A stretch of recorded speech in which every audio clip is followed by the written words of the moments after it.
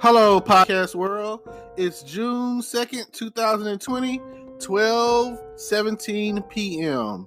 And I'm here to talk about no justice, no peace. It's Blackout Tuesday. This weekend, for the past week, in various locations and cities all over the world, has been a lot of protesting and rioting and violence and burning of buildings and everything of that nature. And I just want to go reach out to the families of everyone who's ever dealt with profiling, police brutality, any shape, form of harassment, any shape, form, or fashion of racism, all of that, especially in the black community. And I've been watching a lot of TV, a lot of news, and well, not really a lot of news, but enough. And it pops up. My news is mainly, Facebook and the internet. So I see the things that are going on, and I see the division on how people feel we should handle this based off of emotions and anger, and people feel like, what they're doing is justified and right. But that's not always the case. If what you're doing, you feel like it's the thing that what needs to happen, and go for it. I can't knock the next person, but there's a big difference between someone protesting and actually want things to change, and somebody who wants to get a pair of Nikes or steal a television or anything else of that nature, opportunist wise, to be like, hey, this is like some form of reparations, and it even the people who went through it, the people that are still alive, that grew up in the civil rights age in the 60s and everything, and they witnessed their either parents or uncles and aunts and whoever get the dog sicked on them, and go through all that, the water sprayed on them or shot and killed. And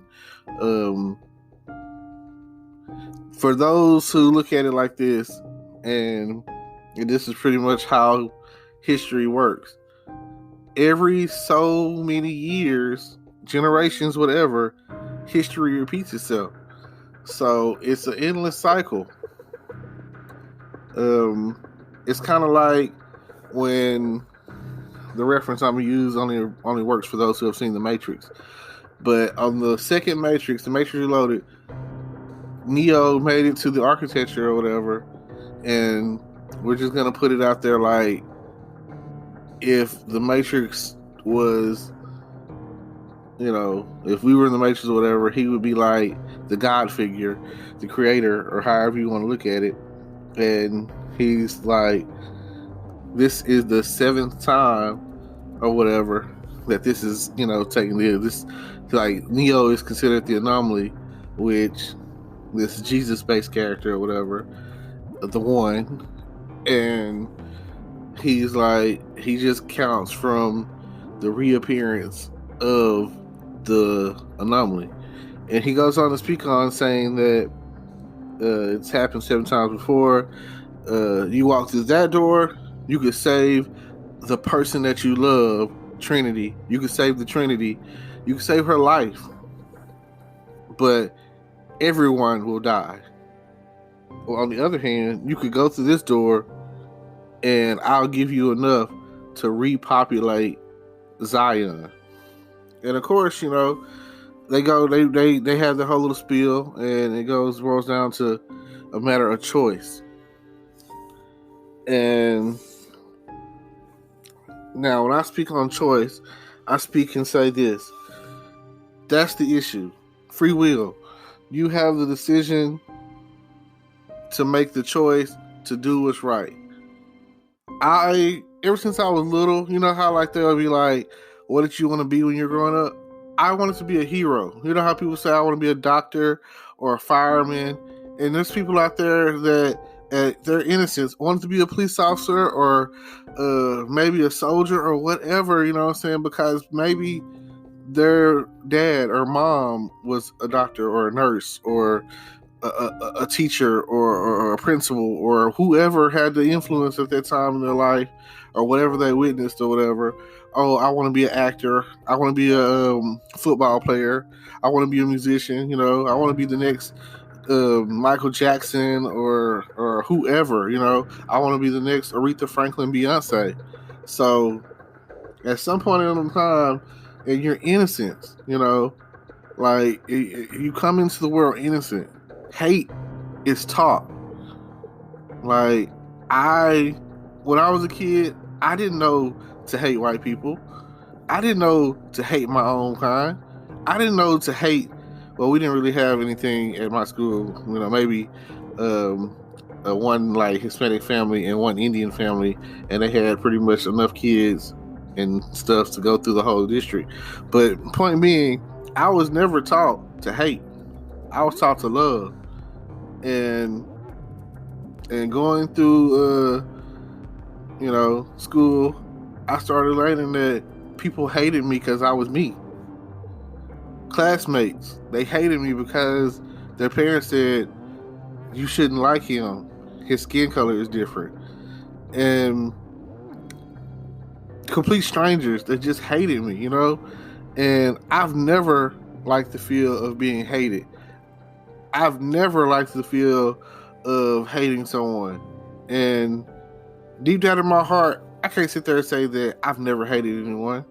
There's people out there in the world who I feel like they wrong me, and I hate them, you know? But that's not a good feeling. Love is a good feeling. It's a good feeling to love. It's a good feeling to be loved, you know? And it's not a good feeling to stand against hate and stand for love while someone over here that you love is hating. Like, stop the hate. And even in the midst of all the drama that's going on, the spark that took the flame that this go around, because right now it seems like we're in a perpetuated, never-ending fight for justice. And they say no justice, no peace. It just seems like if that's the case, it don't seem like we're ever gonna be at peace. Like, wars happen for a reason. And if you look back in history, every time there was war, there was change. So I'll credit that to, had not wars like the Alamo, where they drew a line in the sand and a line in the sand and said, cross this line if you stand with me, you know? And everyone crossed that line.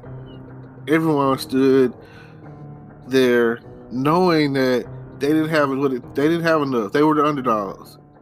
And they didn't necessarily, they lost. they got it handed to them or whatever. But they stood their ground, and because they did that, in the long run, change came. And that's why we remember the Alamo. Especially if you're a Texan, you know. I don't know about any other state, but I know that when I was in 7th grade, they taught us Texas history. And with that being said, every year, February come around, and they teach you just enough. They teach you the icing on the cake. They teach you everybody knows some of the same names when it comes to Black history. But nobody ever seems to know the forgotten. And some people, there's so many historical Black history moments that are so forgotten. And I feel like in that 28 days or less of history, not only did the school fail us, but our communities failed us. Because I'm not going to sit there and say that I knew a lot of these movies that are coming out of people that are like now passing or moments that happen in different cities and states. And if I was into football before the movie Remember the Titans came out, I should have knew about the history of the integration and Remember the Titans and all that. I should have knew about that. Like, TV and movies shouldn't teach me what I should be learning in school, like, or at home in my community or whatever, because that's the issue. A lot of people feel like the school's job is to teach, when you learn more from your family and peers and friends than you ever would learn from a teacher. There are some teachers out there that I give credit to that I'll never forget, that taught me. They taught me math, they taught me science, they taught me reading, they taught me English, but some of them even taught me life lessons. And those are the teachers that I stand with. The teachers that, if you don't do right, they're going to tell you this is what's going to happen. You hear me? I have some teachers that, some of my favorite teachers, and I feel like teachers are very discredited. But we and underpaid. Like, I know there's always a financial issue. I know that if you go to certain schools where there's more wealth in the community, that or you're brought in more championships or whatever, then there's more money there for the school compared to some of these schools that I'm just glad that I went to the school that I went to. Went to Liberty Island High School and here in Texarkana, and the schools here compared to schools that I've like when I went to college and I came across schools from other places, from California, Dallas, and Houston, and out of state, period, like majority, like out of state schools or whatever. If you went to a school with metal detectors or whatever, I'm sorry. I feel sorry for you. That means that there is enough violence coming into your school that they feel for your safety. Like, this is, you have lean on me moments to where you have to worry about what's outside the school, and is your child going to make it home safely, or is there gang activity, and is that the reason why they're afraid to go to school or leave school, or like, you have to worry about who's watching school. Then you have to worry about I'm gonna say sexual predators that are, I would say looking for your daughter, but some of them are looking for your son. Like, it doesn't matter. Some people are just sick, that's sick, and they are there trying to lure them away, and it's just crazy, This if they're not learning it at home, if the community isn't safe and isn't saving them, then who will? Now, George Floyd's family, his brother stood there and said that that's not what his brother would have wanted in his name. And I can understand where he's coming from. Everyone is, like I said, people are upset, and it's been going on forever. Like, and that's because, and I feel like the reason people feel the way they feel is not because it's happening, and they speak on no justice, no peace. It's because, like I say, no justice, no peace. They're not doing anything about it. Like, it's so easy to become a cop. It's ridiculous. You go into the academy or whatever, couple of months in, months out, you know what I'm saying? Next thing you know, you got the badge, you got the gun, and they're not, like, that's all they do is once you are a citizen with a gun, a policeman with a gun, a gangster with a gun, a bully with a gun. If you got the juice to pull that trigger, then I don't know what to say. Like if you willing to take a life, like Black Lives Matter. And I can't speak of what a person's soul is like, but this is my thing. There has to be a way to do the job without taking life. Like, can't you, like the way that you stopping these protesters with tear gas, or the way that you shooting them with rubber bullets, like why can't we at least like level down to level up? Why can't we be like, you know, non-lethal? Why are we focusing on non-lethal methods to stop criminals? Why aren't we getting these guns off the streets? And that's on all ends, you know. In certain places or whatever, they have really strict gun policies, really strict. Fortunately, fortunately, that's good in a way. But at the end of the day, everyone still reverts to saying something about the Second Amendment and the NRA and all that kind of stuff. And here in Texas, it's easy to get a gun. It's so easy. Like, oh, you want a gun? No, let me see your license. Okay. No, your background is clear, you know what I'm saying? Here you go. Walk up out of Walmart or Gandar Mountains, which I don't even know if they're in business anymore, or the pawn shop, or wherever, you know, you people are buying and selling guns. So you got these guns. When I walk into this one pawn shop that I go to sometimes with my friends, and behind that counter is an arsenal of assault rifles and guns, and I just be like, man, are the Terminators coming or something? Like, is it a war? Like, who needs all these kind of guns or whatever? And I have friends out there that are gun lovers. I have friends in the military that, you know, they have their service revolver, all of that, you know, they got their pistol. And I understand that. They've been trained.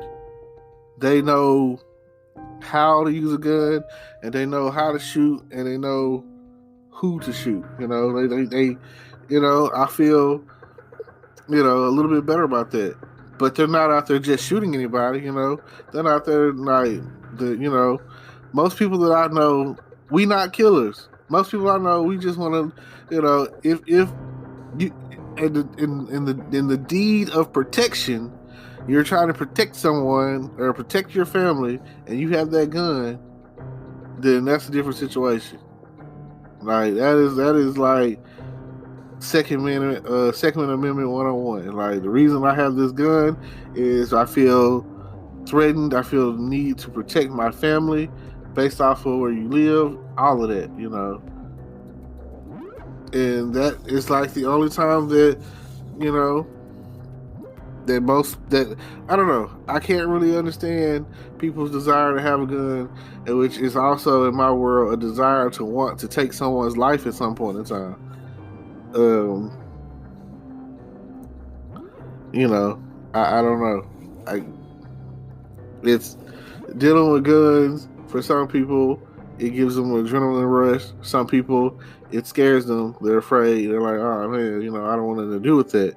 And I know that you've seen all of those TV shows that some kid got a hold to their people's gun and thought it was cool, maybe took it to school, maybe had a friend come over after school or whatever the case was, and like were playing with it because they thought it was a toy, you know, kids and how kids are, which it ended up like someone getting hurt or shot or whatever, And at the end of the day, here's another thing about the guns. As like children, we buying them guns and putting the guns in their hand and making it seem like that's okay. Like, and then, I've been playing video games, violent video games, shooting games, whatever, since arcade days, and since like regular Nintendo. And I just feel like we teach a lot of violence, and it's not. It's like we teach a lot of violence, a lot of hate, and we should be teaching more about love. All right, well, guess it's about that time to let y'all go, and I'll leave y'all with this: love, don't hate, better, not bitter. Let's don't forget to like, comment, subscribe. Check out all outlets or whatever. I'm also now streaming on Facebook videos, and that's a new thing for me. So I'm gonna be on there too. And what else? YouTube, Facebook, Instagram, like all of that is going to be in the description. All the details that you need to get in touch with me or make a donation or subscribe or whatever. It's about building this thing to the next level. And if you feel what I'm saying, let me know. Like, let me know how y'all feeling about what's going on out there as far as the no justice, no peace for George Floyd. And I'll, speak with y'all later. Thank you for listening to my podcast. Today is your lucky day. Today is the day that our $3 website works for you, paying you directly to your PayPal daily. Imagine $3 ongoing continuous payments to your PayPal account. Imagine falling asleep and waking up to $300 in your PayPal account. How would this make you feel? How could this help you? What bills could you pay? What kind of fun could you have? What does that retirement look like now? All for a one-time payment of $3. This website is DFY done for you, fully built and completely hosted, and never stops collecting payments for you. You have spent $3 on coffee on a regular, but that coffee won't help you create multiple streams of income. Click the link below.